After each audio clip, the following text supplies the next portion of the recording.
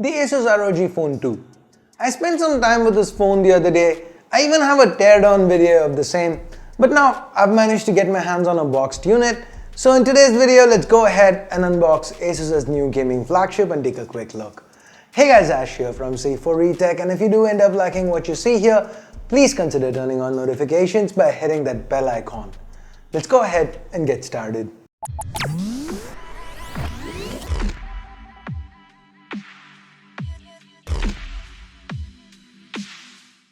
Okay, so this is the box the ROG Phone 2 comes in. Nothing much to the sides except the regular branding, quite muted here. I like the color shifting to the front.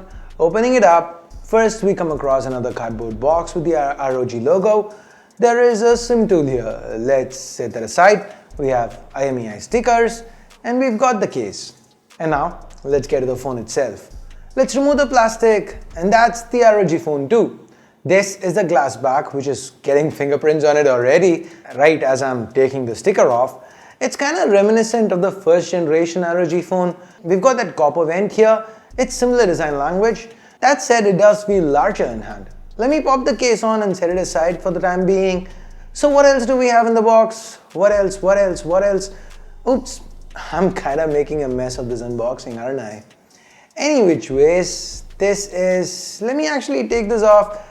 Okay, that's the wrong side in. Popping it in the right way. This is an 18-watt charger.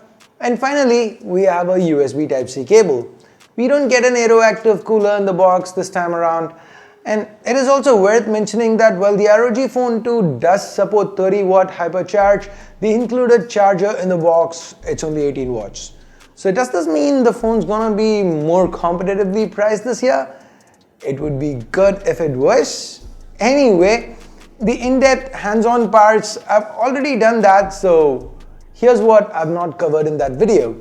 First, the classic theme.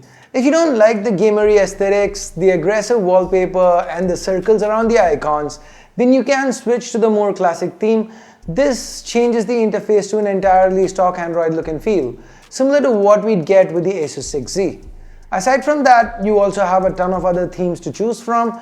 These kind of change everything from the wallpaper to the app icons to the color of the notification shade. Then we have X mode. We can toggle it on and off from the notification bar. It's basically a performance mode for the ROG Phone 2. The amount of customization it offers here, it's far more than what most custom kernels give. X mode lets us choose from 3 different modes: default, advanced, and ultimate. Here we can control the CPU frequency and temperature limits too. The amount of micromanagement Asus allows for is unrivaled. I mean, just see this. The minimum and maximum frequencies for the 8 cores on a per cluster basis. That's insane. We even have access to GPU power state control. If you've always dreamt of tinkering around with every aspect of your phone's hardware, then this is gonna be a dream come true for you. Here in Armor Crate, we have 2 main tabs. Game Lobby is where all the games show up, and Game Console is where we can see the vital stats including the CPU and GPU temperature. We can also use Game Console to configure the air triggers, which have been improved this year. They are positioned better, they are more responsive, and we can even let our fingers rest on the triggers. In case you aren't aware, air triggers are pressure sensitive areas that act as kind of virtual triggers, so they help enhance the gaming experience here on the ROG Phone 2. Game Console in the Ammo Crate also lets us choose which games to use with Game Genie. Now this is Asus's in-game toolbar. It shows the FPS, GPU frequency, and temperature. It also lets us record gameplay with a built-in screen recorder or live stream directly to Twitch or YouTube. So if you are an aspiring game streamer, the ROG Phone 2 might just help you kickstart that game streaming career. The dedicated quad mic for better audio pickup and noise cancellation, that should help with the commentary too. Now moving from software to hardware, we have the Snapdragon 855 Plus here. Given the phone I shot the hands-on with, it was on pre-release firmware. I couldn't run benchmarks on it, but I can now. And here are the scores. And as you can see, these are new Antutu and Geekbench 5 scores, so the numbers might be lower. But if you take a close look at the Antutu rankings, you can see that our ROG Phone 2, it's right at the, okay, well, technically it's ranked second, but that's because a different variant of the ROG Phone 2, probably the 12GB RAM version, is right up top. The one I'm using in this video is the 8GB RAM version. And pre-release firmware was also the reason why I wasn't able to show off the cameras. Now, though the camera is not the focus of this phone, the 48 megapixel f1.8 primary, it's pretty capable. This is Sony's IMX586 and it captures some sharp looking pictures with good detail and natural colors. Feels right out of the Asus 6Z given the similar hardware and software. The secondary camera is the same too, 13 megapixels with a 125-degree field of view. It takes excellent pictures. Unlike with the 6Z though, these cameras cannot flip over to the front, so for selfies we have a 24 megapixel snapper. Interestingly, we can only use the effects on portrait mode at 6 megapixels. Switching to the full 24 megapixel resolution leads to a loss of beauty effects, which I couldn't care less about, but it also leads to a loss of HDR+, which I actually do care about. Now, these are all the things that we didn't get to talk about in that last video, but if you haven't seen that video yet, I'd highly recommend you go and watch that. Well, if you insist on not watching it, here's a small refresher.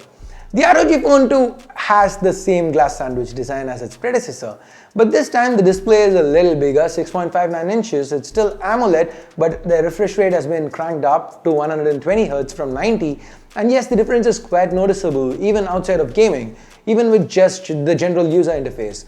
The dual stereo front-firing speakers make a return and they are now louder than ever. The loudest I've heard on any phone till date.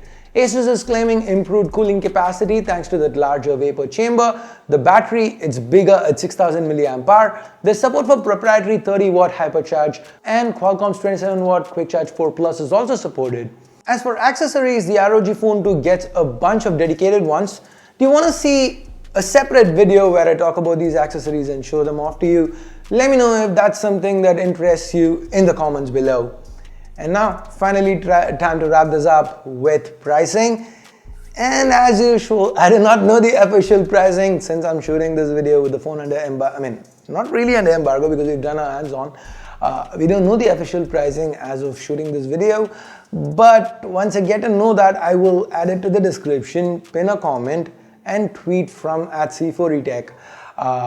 If I were to guess though, I'd peg the price to be somewhere around the 50,000 rupee mark. The bare bones inbox items, the lack of a 30-watt hypercharger, no included interactive cooler, these make me think that Asus is probably trying to keep their costs down with this one so that they can price it more aggressively than the last time around. So what do you guys think? What should Asus price the ROG Phone 2 at? What do you think would be a competitive pricing for everything that this phone brings with it? Let me know via the comments below. And with that, we get to the end of this video. Thumbs up, thumbs down based on whatever you felt about it. Subscribe, turn on notifications by hitting that bell icon if you haven't yet. Thanks a lot for watching. Until next time, my name's Ash. You've been watching C4eTech, and I'm signing off for now. You guys have a great day. Bye-bye.